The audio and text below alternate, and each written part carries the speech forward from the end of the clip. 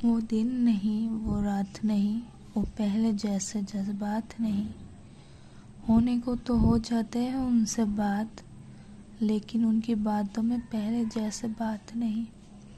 अस्सलाम वालेकुम एवरीवन, सब कैसे होंगे? उम्मीद करती हूँ सब खैरियत से होंगे।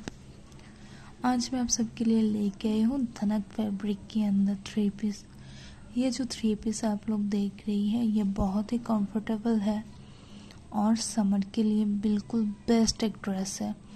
इस ड्रेस में आप लोग 7 कलर अवेलेबल मिल जाएगी और फुल ड्रेस पे heavy embroidery work and sequence की वर्क की हुई है। नेक लाइन पे बटन सेट की हुई है।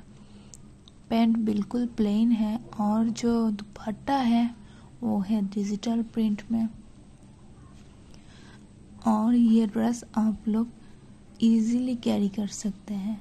अगर आपको ये ड्रेस परचेस करना हो তো हमारी পেজ में ইনবক্স করেন। বাংলাদেশের আপুদের জন্য বলতে চাই, যারা এই সুন্দর ড্রেসটি নিতে চাও তারা আমাদের পেজ অথবা আমাদের ওয়েবসাইটটি ঘুরে দেখতে পারো। আল্লাহ হাফেজ।